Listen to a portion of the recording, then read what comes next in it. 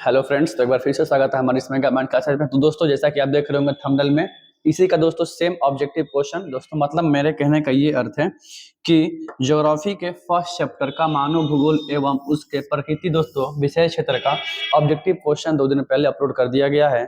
और दोस्तों आज के इस वीडियो में हम जितने भी सब्जेक्टिव क्वेश्चन है जो दोस्तों एग्जाम पॉइंट ऑफ व्यू से काफी इंपॉर्टेंट है, हम उस क्वेश्चन की दोस्तों बात करेंगे। मतलब मानव भूगोल से जितने भी सब्जेक्टिव क्वेश्चन है, जितने भी जिसकी संभावना प्रबल है एग्जाम में आने की, हम यहाँ वो क्वेश्चन की बात करेंगे। तो दोस्तों जैसा कि आप देखिएगा इसमें पहला क्वेश्चन, लेकिन दोस्तों पहले क्वेश्चन की बात करने से पहले आपको एक बात बता दिया जा रहा है कि दोस्तों ध्यान दीजिएगा, यहाँ जितने भी ऐसे क्वेश्चन है, जितने भी ऐसे क्वेश्चन है जो एग्जाम पॉइंट ऑफ व्यू से काफी जरूरी है, चाहे वो पहला क्वेश्चन मानव भूगोल का ही दोस्तों क्यों नहीं हो।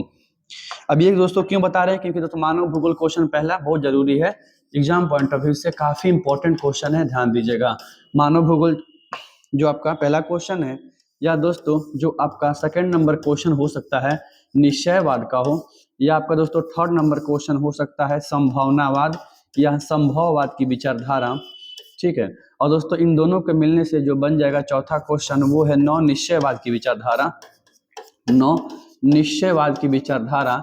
तो मतलब दोस्तों कहने का ये है कि ये 4-5 ऐसे क्वेश्चन है जो एग्जाम पॉइंट ऑफ व्यू से काफी इंपॉर्टेंट है। लेकिन दोस्तों आपका जो पहला और दूसरा नंबर क्वेश्चन हम बताएंगे आपको, वो मॉडरेट क्वेश्चन है, वो मॉडरेट क्वेश्चन है, ध्यान दीजिएगा। मॉडरेट क्वेश्चन है, first and second question moderate question है, जिसकी हम चर्चा बाद में करेंगे। इसलिए दोस्तों आपको पहले क्वेश्चन की शुरुआत ना करके हम अंतिम से शुरुआत करते हैं, ध्यान दीजिएगा। मतलब आप यहाँ क्वेश्चन की बात करिएगा, पहला क्वेश्चन अगर देख लेते हैं दोस्तों, पहला क्वेश्चन है मानव भूगोल की परिभाषा, ठीक है। यहाँ देख लीजिए क्या क्या लिखा है पगला, मानव भूगोल की परिभाषा। देखिए दोस्तों 8 नंबर क्वेश्चन और 9 नंबर क्वेश्चन बिल्कुल सेम क्वेश्चन है, बिल्कुल सेम क्वेश्चन है, दोनों का सेम क्वेश्चन है। ये गलत टाइपिंग हो गया है, ध्यान दीजिएगा। मतलब आपका पहला क्वेश्चन है मानव भूगोल क्या है दोस्तों, ध्यान दीजिएगा। पहला क्वेश्चन है मानव भूगोल क्या है, और ये क्वेश्चन इतना बदनाम है एग्जाम पॉइंट ऑफ व्यू से, इतना बदनाम है कि अगर आज इस साल पूछ देगा तो अगले साल भी इस क्वेश्चन की प्रबल संभावना बनी रहेगी। दोस्तों पहला क्वेश्चन है मानव भूगोल क्या है। और दोस्तों ऑब्जेक्टिव क्वेश्चन की हम जब बात किए तो वहां आपको बताया गया था मानव भूगोल दोस्तों क्या है। मानव भूगोल में मानव प्रकृति दोस्तों एक तरह से मानव भूगोल में मानव और प्रकृति के संबंधों का बीच का अध्ययन किया जाता है, और यह देखा जाता है कि मानव के ऊपर प्रकृति के वातावरण का क्या प्रभाव पड़ता है और मनुष्य इसको कैसे झेल पाता है। इसी की अध्ययन करने की जो दोस्तों विषय वस्तु है, उसे ही मानव भूगोल की परिभाषा में शामिल किया जाता है। यहाँ कह रहा है, देख लीजिएगा, मानव भूगोल मानव विकास के, कह रहा है मानव भूगोल मानव विकास के, कह रहा है मानव भूगोल मानव विकास के, मानव भूगोल मानव विकास के विभिन्न चरणों में उस पर पड़ने वाले भौगोलिक प्रभावों का एक आदर्श अध्ययन है। यह मानव और देखिए, यह मानव और उसके भौतिक पर्यावरण के संबंधों का अध्ययन है। मतलब दोस्तों मानव भूगोल में मानव और प्रकृति के बीच अध्ययन करने की जो दोस्तों महत्वपूर्ण विषय वस्तु है, उसे ही मानव भूगोल कहा जाता है। और दोस्तों कई विद्वानों के अनुसार, कई विद्वान, जैसे एक विद्वान थे फ्रेडरिक रैटजेल, क्या थे, फ्रेडरिक रैटजेल, इनके अनुसार मानव भूगोल की क्या परिभाषा है। तो दोस्तों इन्होंने कहा था मानव भूगोल पूरी तरह, इन्होंने देख सीधा सिंपल बात, इन्होंने सीधा सिंपल बात बोला था कि मानव भूगोल में मानव पूरी तरह वातावरण से संबंधित होता है। मानव भूगोल में मानव पूरी तरह वातावरण से संबंधित होता है, पूरी तरह वातावरण से संबंधित होता है। इनकी कथन यही है, इन्होंने यही कहा था कि मानव पूरी तरह वातावरण से संबंधित होता है, ध्यान दीजिएगा, ठीक है। और इन्होंने दोस्तों ये परिभाषा किसमें दिया था, अपनी पुस्तक एंथ्रोपोजियोग्राफिया में दिया था, ध्यान दीजिएगा। इनकी पुस्तक के बारे में भी क्वेश्चन पूछता है कि एंथ्रोपोजियोग्राफिया दोस्तों किसकी पुस्तक है, तो एंथ्रोपोजियोग्राफिया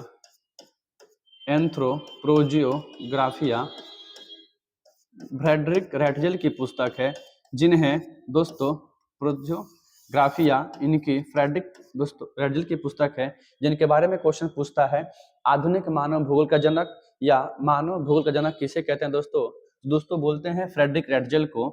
ये भी question exam point of view से काफी जरूरी हो जाता है, मानव भूगोल का जनक या इश्यू को बदल देगा, पूछ देगा क्वेश्चन आधुनिक मानव भूगोल का जनक किसको बोलते हैं, तो ये बोलते हैं फ्रेडरिक ड्रेटजेल को। ध्यान दीजिएगा।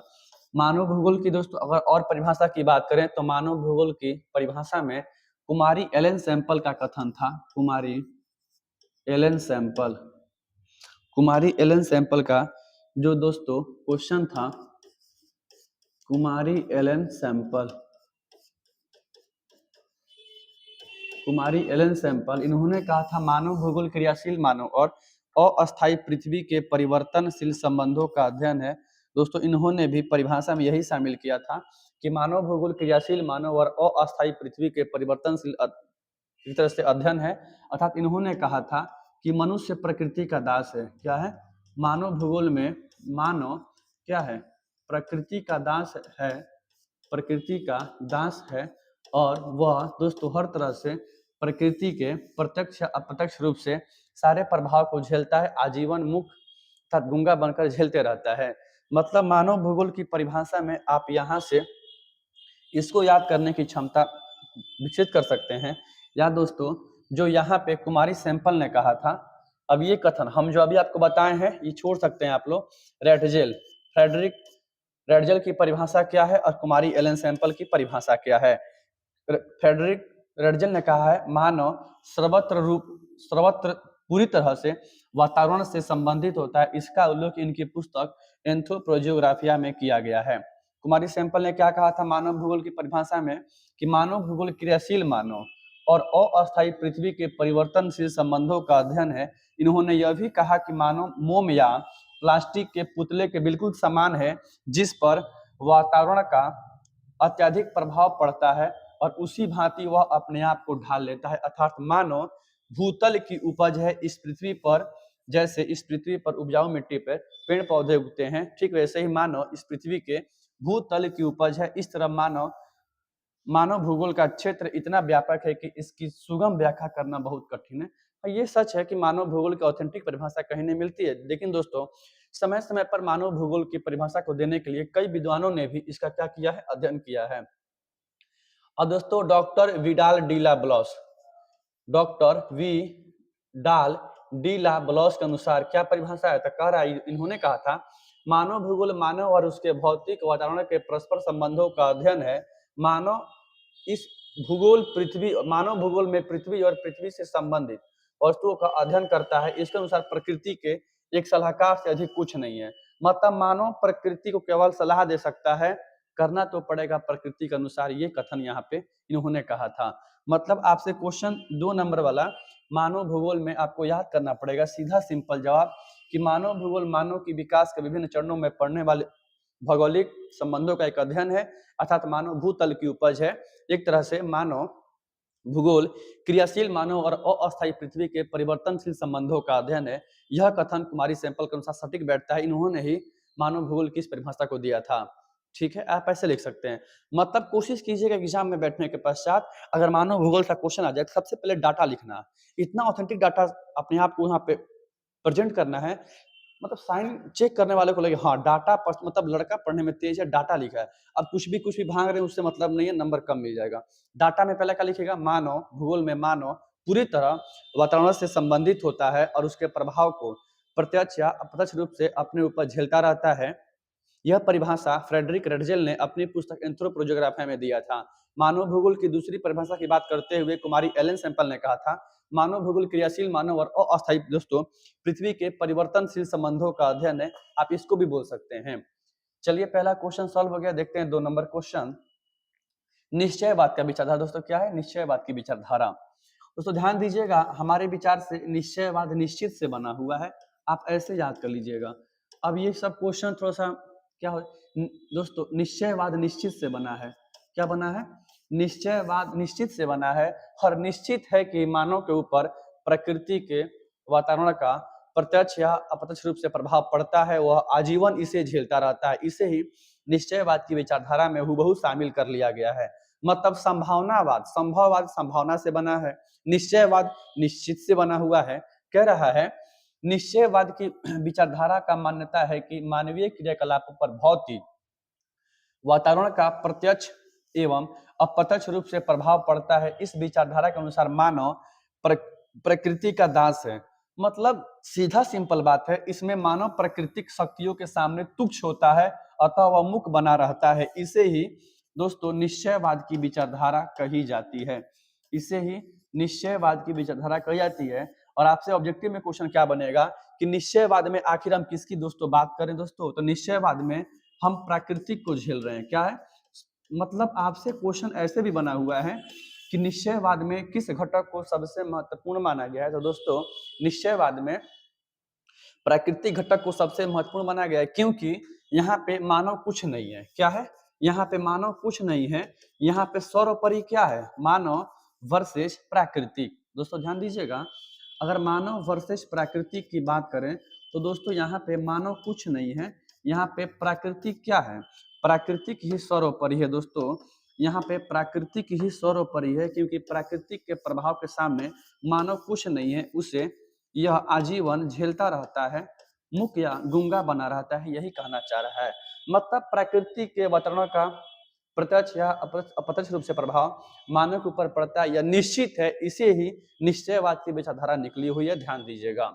ठीक है, याद करने का बस एक ही झमेला क्या है कि निश्चयवाद बना हुआ है निश्चित से, यह निश्चित है। अब इसको कैसे हम लिखेंगे सजा के एग्जाम में कि निश्चयवाद विचारधारा की ऐसी मान्यता है कि, या निश्चयवाद की विचारधारा में ऐसी मान्यता है मानवीय क्रियाकलापों पर पृथ्वी के प्रकृति के भौतिक वातावरण का प्रत्यक्ष या अप्रत्यक्ष रूप से प्रभाव पड़ता रहता है और मानव इसे आजीवन झेलता रहता है। ठीक है, इस विचारधारा में प्राकृतिक घटक को महत्वपूर्ण माना गया है, क्योंकि प्राकृतिक शक्तियों के सामने मानव क्या बिल्कुल तुच्छ प्राणी है, कुछ नहीं है। एक सलाहकार से ज्यादा कुछ नहीं, केवल सलाह दे सकता है, उसको सलाह दे सकता है, उसको कर नहीं सकता है। ध्यान दीजिएगा, यही आपका दोस्तों निश्चयवाद की विचारधारा थी। और आपसे ऑब्जेक्टिव में question exam point of view से ये पूछ देगा कि निश्चयवाद की विचारधारा में दोस्तों किस घटक को महत्वपूर्ण माना गया है। तो दोस्तों निश्चयवाद की विचारधारा में प्राकृतिक घटक को महत्वपूर्ण माना गया है। ध्यान दीजिएगा, निश्चयवाद की विचारधारा में प्राकृतिक घटक को महत्वपूर्ण माना गया है। बिल्कुल इस क्वेश्चन को गांठ बांध लीजिएगा। यही था दोस्तों निश्चयवाद की परिभाषा। आपका पहला क्वेश्चन था मानव भूगोल क्या है, 2 नंबर क्वेश्चन है निश्चयवाद की विचारधारा। अब दोस्तों अगला क्वेश्चन बना है संभववाद। बिल्कुल सेम क्वेश्चन है, आंसर बिल्कुल सेम होगा। ठीक है, बस तरीका अलग क्या है, यहाँ संभावना हो गया है। और दोस्तों संभववाद बना हुआ है संभावना से, इसको आप ऐसे याद कर लीजिए कि मनुष्य के लिए हर जगह संभावना है। अगर मनुष्य इस धरती पर जन्म लिया है एज अ मानव के रूप में, तो दोस्तों मानव के लिए हर जगह संभावनाएं हैं, कहीं भी अनिवार्यता नहीं है। और दोस्तों इस विचारधारा को फ्रांस के विद्वान लुसियन फेब्रे ने दिया था। ये भी क्वेश्चन जरूरी है कि फ्रांस के एक विद्वान लुसियन फेब्रे ने, दोस्तों फ्रांस के एक विद्वान लुसियन फेब्रे, फ्रांस के एक विद्वान लुसियन फेब्रे ने संभावनावाद को दिया था, संभववाद की विचारधारा को दिया था। और इन्होंने कहा था कि दोस्तों एक मानव के लिए हर जगह संभावनाएं हैं। एक मानव अगर इस पृथ्वी पर एज अ मानव के रूप में एज इट इज आया हुआ है, तो मानव के लिए संसाधनों का दोहन करना निश्चित है, वो हर जगह उसके लिए संभावनाएं हैं, कहीं भी लिमिटेशन की अनिवार्यता नहीं है। इसे ही संभववाद की विचारधारा कहा जाता है। कह रहा है दोस्तों इस संभववाद की इस विचारधारा को, दोस्तों इस विचारधारा को क्या बोल रहा है, इस विचारधारा संभववाद की विचारधारा को संभववाद भी कहा जाता है। संभावनावाद लिखा हुआ है, गलती कर दिया ये। इसे सर्वप्रथम फ्रांसीसी विद्वान फेब्रे ने, लुसियन फेब्रे ने संभववाद का नाम दिया था। इस विचारधारा के अनुसार मानव प्रकृति के तत्वों को चुनने के लिए बिल्कुल आजाद है। क्या है, आजाद है, दोहन कर सकता है वो, और मनुष्य ही इन संभावनाओं का स्वामी है। लुसियन फेब्रे ने कहा था, उनकी एक विचारधारा है कि कहा है कि कहीं भी अनिवार्यता नहीं है। क्या टाइपिंग किया है, यहाँ पे मिस्टेक हो गया है, यहाँ है कहीं भी एक मानव के लिए, इस पृथ्वी पर मौजूद मानव के लिए कहीं भी अनिवार्यता नहीं है, हर जगह संभावनाएं हैं। बस वर्तमान के भावी पीढ़ी को देखते हुए संसाधनों का दोहन करे, तब उसे आर्थिक तंगी को नहीं झेलना पड़ेगा। ये भी एक फैक्ट है। अगर वर्तमान की पीढ़ी अपने आप में ठीक है संतुष्ट होने लगे, भावी पीढ़ी को कर दे नजरअंदाज, तो आने वाली पीढ़ी उस संसाधन से क्या हो जाएगी, वंचित हो जाएगी। मतलब दोस्तों संभववाद की विचारधारा में किस घटक को सबसे महत्व ऊपर रखा गया है, मानव को। दोस्तों ध्यान दीजिएगा, प्रकृति को बाद में रखा गया है। और दोस्तों इस विचारधारा में मानव को सबसे ऊपर रखा गया है। मानव वर्सेज प्राकृतिक, क्या मानव वर्सेज प्राकृतिक। इस दोस्तों विचारधारा में मानव को सबसे ऊपर रखा गया है, क्योंकि दोस्तों संभावना मानव के लिए होती है। मानव हर तरह से अपनी संभावनाएं ढूंढता है संसाधन का उपयोग करने के लिए। इसलिए आपसे एक नंबर क्वेश्चन यहाँ से बन जाएगा कि संभववाद की विचारधारा किस देश की देन है? फ्रांस की देन है। लुसियन फेब्रे कहाँ का था? फ्रांस का था। लुसियन फेब्रे का संबंध किस विचारधारा से? संभववाद की से है। और दोस्तों संभववाद की विचारधारा में किस घटक को महत्वपूर्ण माना गया है? तो मानवीय घटक को महत्वपूर्ण माना गया है। दोस्तों ध्यान दीजिएगा। अब यहाँ समझाने क्या जा रहे हैं? आपने पहले अभी क्या पढ़ा? निश्चयवाद की विचारधारा। क्या? तो इसमें निश्चित है कि मानवीय क्रियाकलापों पर प्रकृति के प्रत्यक्ष या अप्रत्यक्ष रूप से प्रभाव पड़ता है। आपका अगला परिभाषा था संभववाद, ठीक है, आपका अगला था संभववाद। और दोस्तों इन दोनों के मिलने से आपका अगला जो दोस्तों बनेगा परिभाषा, उसको बोलते हैं नौ निश्चयवाद। क्या दोस्तों? दोस्तों उसको बोलते हैं नौ निश्चयवाद की विचारधारा। और यह दोनों के बीच की विचारधारा है। मतलब एक तरफ नौ निश्चयवाद, क्या दोस्तों? नौ निश्चयवाद की विचारधारा, इसमें क्या कहा गया है? क्या कहा गया है? निश्चयवाद में प्रकृति को महत्वपूर्ण माना गया है। देख लीजिएगा, ठीक है, प्रकृति को महत्वपूर्ण माना गया है। और दोस्तों एक में क्या माना गया है? संभववाद में मानव को महत्वपूर्ण माना गया है। और दोस्तों दोनों को मिलाकर बीच का जो बना विचारधारा, उसको बोलते हैं नौ निश्चयवाद की विचारधारा, ठीक है। ग्रिफिथ टेलर ने, अमेरिका के विद्वान था ग्रिफिथ टेलर, इन्होंने दिया था नौ निश्चयवाद की विचारधारा। ग्रिफिथ टेलर ने दोस्तों दिया था नौ निश्चयवाद की विचारधारा। इन्होंने कहा था यदि मानव धरती पर आया है तो कुछ समय के लिए प्रकृति के प्रभाव को झेलेगा, झेलते हुए अपनी आजीवन, जहाँ आजीवन मतलब जब तक वो रहेगा धरती पर, झेलने के पश्चात यहाँ से चला जाएगा। इसे ही रुको और जाओ का निश्चयवाद, रुको और जाओ की विचारधारा के नाम से भी जाना जाता है। मतलब कुछ समय के लिए हम पृथ्वी पर रुकेंगे, हम प्रत्यक्ष और अप्रत्यक्ष रूप से प्रभाव को झेलेंगे, फिर हमारे अस्तित्व की समाप्ति हो जाएगी, यही कह रहा है। ध्यान दीजिएगा, देखते हैं, यही है नौ निश्चयवाद की विचारधारा। कह रहा है नौ निश्चयवाद। दोस्तों पहला क्वेश्चन यहाँ बनेगा, किसने दिया था? दोस्तों ग्रिफिथ टेलर ने दिया था, ध्यान दीजिएगा। और दोस्तों नौ निश्चयवाद में मानव और प्राकृतिक दोनों घटक को महत्वपूर्ण माना गया है। इस क्वेश्चन को भी गांठ बांध लीजिएगा, दोनों घटक को बिल्कुल महत्वपूर्ण माना गया है। कह रहा है इसे आधुनिक निश्चयवाद तथा वैज्ञानिक नियतिवाद के नाम से भी जाना जाता है। इस विचारधारा का प्रतिपादन ग्रिफिथ टेलर ने किया।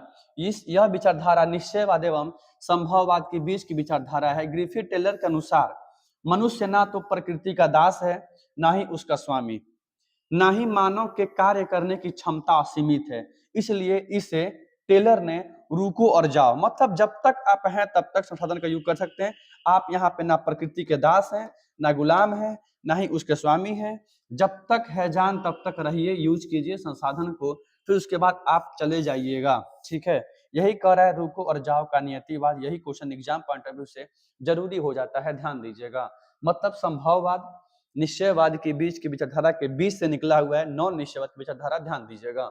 यही क्वेश्चन इंपॉर्टेंट हो जाता है। और दोस्तों यही question exam point of view से काफी प्रबल संभावना है पूछने की। आपसे मानव भूगोल का बदनाम क्वेश्चन है, निश्चयवाद बदनाम है, नॉन निश्चयवाद बदनाम है, संभावनावाद बदनाम क्वेश्चन है। अगला क्वेश्चन अब इसके अलावा देख लीजिएगा, मानव भूगोल के किन्हीं छह नहीं पूछेगा, हम यहाँ पे 6 बता दिए हैं आपको याद कराने के लिए। दोस्तों मानव भूगोल का किन्हीं 2 उपक्षेत्रों का उल्लेख करें, 2 उपक्षेत्रों का उल्लेख करें, 2 ही पूछेगा आपसे। दोस्तों ध्यान दीजिएगा, मानव भूगोल के तहत मानव के कुल कितने क्षेत्र को सीमित कर दिया गया है, बताया गया है। पहला दोस्तों सामाजिक भूगोल है, दूसरा राजनीतिक भूगोल है, तीसरा जनसंख्या भूगोल है, चौथा दोस्तों आर्थिक भूगोल है, पांचवा अधिवास है, और दोस्तों छठा आपका नगरीय भूगोल है। ऐसे क्वेश्चन आपको एग्जाम पॉइंट ऑफ व्यू से जरूरी हो जाता है, ध्यान दीजिएगा। और आपको दोस्तों कम से कम इसमें से 2-3 याद करना हो जाएगा, 2-3 याद करना होगा। कह रहा है मानव भूगोल के 6 निम्नलिखित उप क्षेत्र हैं। पहला क्या है दोस्तों? पहला है सामाजिक भूगोल। कह रहा है इसके अंतर्गत सामाजिक वर्ग, सामाजिक प्रक्रिया, सामाजिक विशेषताओं, सामाजिक संगठन, सामाजिक समस्याओं आदि का भौगोलिक अध्ययन सम्मिलित होता है, सामाजिक भूगोल के तहत आता है। दोस्तों ध्यान दीजिएगा, इसके तहत आता है, बिल्कुल गांठ बांध लीजिएगा। 2 क्षेत्र को पूछेगा आपसे। अब अगला क्या है, राजनीतिक भूगोल। राजनीतिक भूगोल में राजनीतिक रूप से संगठित क्षेत्र की सीमा, विस्तार, उसके विभिन्न घटकों, उप विभाग, शासित भूभाग, संसाधन तथा औद्योगिक एवं बाह्य राजनीतिक संबंध आदि का अध्ययन सम्मिलित होता है। ध्यान दीजिएगा। तीसरा में क्या है, जनसंख्या भूगोल। ये आप अपने से ही पढ़ सकते हैं क्योंकि इसमें पॉपुलेशन को अति महत्वपूर्ण माना गया है। आर्थिक भूगोल बता दिया जा रहा है। आर्थिक भूगोल के अंतर्गत विभिन्न प्रकार के आर्थिक क्रियाओं जिससे आय की प्राप्ति होती हो और उनके प्रतिरूप वितरण, उन कारकों और पराक्रम का अध्ययन किया जाता है। ध्यान दीजिएगा। अधिवास में दोस्तों क्या है, तो अधिवास भूगोल की 2 उपशाखाएं हैं, पहला ग्रामीण और दूसरा नगरीय। अब दोस्तों ग्रामीण भूगोल में ग्रामीण अधिवास की बात करेंगे और दोस्तों नगरीय भूगोल में दोस्तों नगरीय अधिवास की बात करेंगे, नगर की जनसंख्या के बारे में बात करेंगे, गांव की जनसंख्या के बारे में यहाँ बात करेंगे।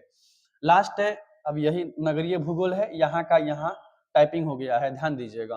कहने का दोस्तों ये मतलब है कि आपको मानव भूगोल के 6 उपक्षेत्र बताए गए हैं, कम से कम 2 आपको याद कर लेना है। एग्जाम में पूछा हुआ है कि मानव भूगोल के किन्हीं 3 या 4 उपक्षेत्रों के उल्लेख करें, तो आपको सीधा सिंपल जवाब है जनसंख्या, आर्थिक, अधिवास या सामाजिक या राजनीतिक। ध्यान दीजिएगा। देखते हैं अगला क्वेश्चन क्या है। अगला क्वेश्चन है, मानव भूगोल के विषय क्षेत्र पर टिप्पणी लिखें। मानव भूगोल का विषय क्षेत्र क्या है? कुछ नहीं है, पहला प्राकृतिक है, दूसरा मानव निर्मित है। हम मानव भूगोल के तहत क्या आ सकता है, पहला प्राकृतिक, दूसरा मानव निर्मित। मुख्य रूप से मानव भूगोल की विषय वस्तु को 2 वर्गों में रखा गया है, एक प्राकृतिक या भौतिक पर्यावरण, दूसरा मानव निर्मित या सांस्कृतिक पर्यावरण। ध्यान दीजिएगा, पहला हमने बनाया है, दूसरा मानव बनाया हुआ, इसमें खुद मानव भी आता है। कह रहे हैं प्राकृतिक या भौतिक पर्यावरण, इसके तहत जलवायु, भूधरातल, नदी, झील एवं पहाड़ों का आदि का अध्ययन किया जाता है।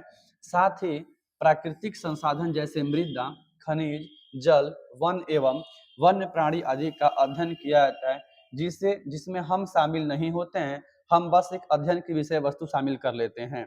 दूसरा है मानव निर्मित या सांस्कृतिक भूगोल या सांस्कृतिक पर्यावरण। इसके तहत दोस्तों क्या है, इसके अंदर या इसके तहत मानव निर्मित पर्यावरण का बोध होता है तथा इसे मानव जनसंख्या, जिसमें मानव होता है, मानव का व्यवसाय, मानव की बस्तियां, साथ ही विभिन्न उद्योग जैसे किसी पशुचरण, परिवहन आदि का अध्ययन किया जाता है। यही दोस्तों मानव की भूगोल का विषय क्षेत्र है। 2 है, पहला प्राकृतिक, दूसरा मानव निर्मित आर्टिफिशियल। पहला नेचुरल, दूसरा आर्टिफिशियल।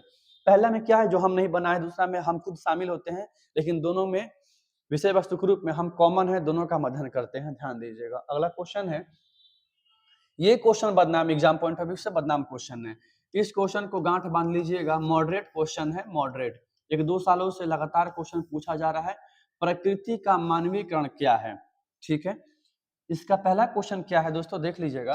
पहला क्वेश्चन है, मानव का प्रकृतिकरण क्या है? दोस्तों ध्यान दीजिएगा, मानव का प्रकृति के अनुकूल अपने आप को, दोस्तों देखिए क्या कर रहा है, मानव का प्रकृतिकरण क्या है दोस्तों, मतलब मानव का प्रकृति के अनुकूल अपने आप को सामंजस्य स्थापित कर लेना।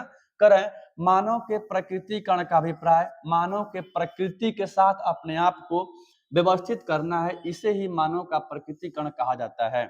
जैसे मानव द्वारा अपने आप को प्रकृति के आदेशों के अनुरूप ढाल लेना, इसी को मानव का प्रकृतिकरण कहा जाता है।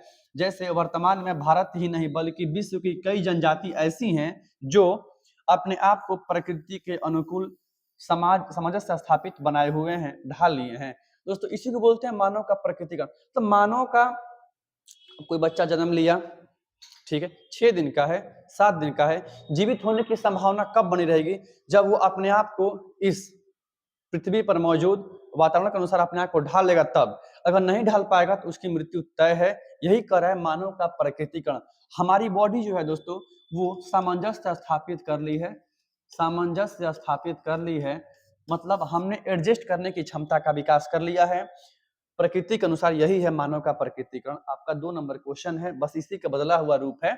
अब प्रकृति का मानवीकरण क्या है दोस्तों? प्रकृति का मानवीयकरण क्या है? बिल्कुल रिवर्स क्वेश्चन है।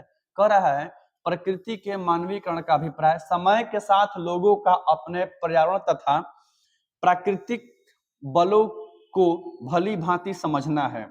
इसके बाद व्यक्ति अधिक सक्षम, बिल्कुल सक्षम और प्रौद्योगिकी का विकास कर अपने सामाजिक और संस्कृति का विकास करता है। इसे ही प्रकृति का मानवीयकरण कहा जाता है। बिल्कुल रिवर्स क्वेश्चन है, ज्यादा अंतर नहीं है, ध्यान दीजिएगा।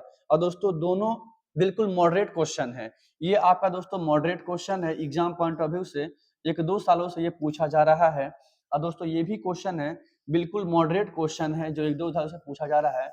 बाकी दोस्तों मानव भूगोल, निश्चयवाद, निश्चयवाद, संभववाद, नौ निश्चयवाद, मानव भूगोल के उपक्षेत्र, ठीक है। और ये दो मॉडरेट क्वेश्चन, लगभग 6-7 ऐसे क्वेश्चन हैं जो 2 मॉडरेट हैं, बाकी 2 ओल्ड वर्जन के हैं जो एग्जाम एनसीईआरटी में हुबहू लिखा होता है, हर साल पूछता है। तो दोस्तों मेरे कहने का मतलब यही था कि आपको ये सब्जेक्टिव क्वेश्चन था जो पूरे के पूरे रिवाइज करा दिया गया है।